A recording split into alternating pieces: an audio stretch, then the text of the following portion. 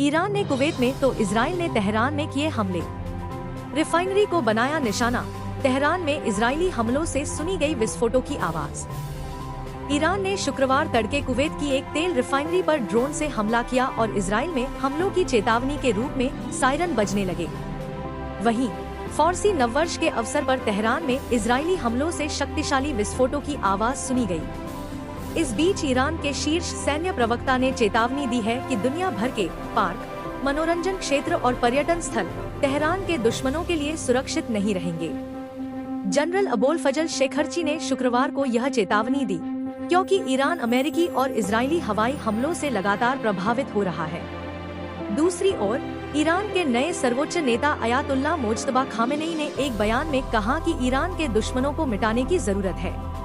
वैश्विक अर्थव्यवस्था को हिला देने वाला यह युद्ध तीसरे सप्ताह के अंत के करीब पहुंच गया है और ईरान खाड़ी क्षेत्र की ऊर्जा संरचना पर अपने हमलों में कोई कमी करता नहीं दिख रहा है। कुवैत ने कहा कि मीना अल अहमदी तेल रिफाइनरी पर मिसाइल हमले के कारण आग लग गई और दमकल कर्मी आग पर काबू पाने के लिए काम कर रहे हैं। यह रिफाइनरी गुरुवार को ईरान के एक अन्य हमले में पहले ही क्षतिग्रस्त हो चुकी थी, जिसकी क्षमता लगभग 7,30,000 बैरल तेल प्रतिदिन है।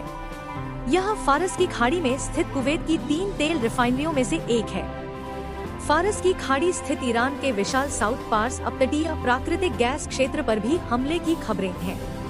कुवैत ने कहा कि मीना अल अहमदी तेल टर्मिनल पर मिसाइलों के कारण आग लगी और दमकल कर्मी आग पर काबू पाने के लिए काम कर रहे हैं। इस रिफाइनरी को गुरुवार को ईरान के एक अन्य हमले में पहले ही क्षति पहुंची थी। कुवैत ने यह भी कहा कि हमले के कारण उत्पादन प्रभावित हुआ है। बुधवार को इजराइल द्वारा बमबारी किए जाने के बाद ईरान ने खाड़ी अरब देशों में ऊर्जा ठिकानों पर अपने हमले तेज कर दिए। सोशल मीडिया द्वारा जारी फुटेज के कुछ घंटों बाद यरूशलेम में भी जोरदार धमाके सुने गए। तेहरान के दुश्मनों के लिए सुरक्षित नहीं रहेंगे पार्क और पर्यटन क्षेत्र। ईरान के शीर्ष सैन्य प्रवक्ता ने चेतावनी दी है कि दुनिया भर के पार्क, मनोरंजन क्षेत्र और पर्यटन स्थल तेहरान के दुश्मनों के लिए सुरक्षित नहीं रहेंगे।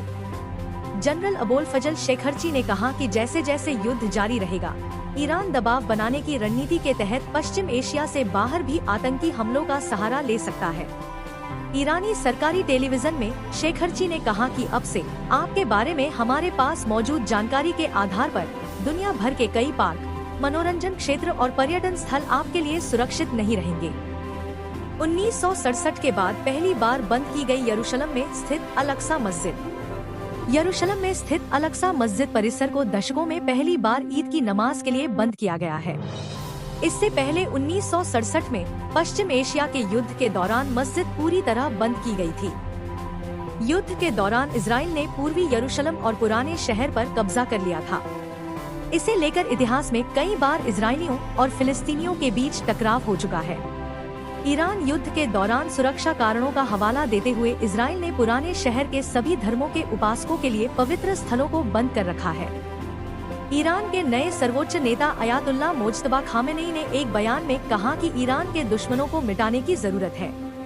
उन्होंने यह टिप्पणी इजराइल द्वारा इस सप्ताह की शुरुआत में ईरान के खुफिया मंत्री इस्माइल खतीब को मार दिए जाने के बाद की। खामेनेई युद्ध के पहले दिन इजराइल के हमले में मारे गए अपने पिता 86 वर्षीय अयातुल्लाह अली खामेनेई की जगह लिए जाने के बाद से नजर नहीं आए हैं। उनकी यह टिप्पणी ईरान के सरकारी बयान में सामने आई है।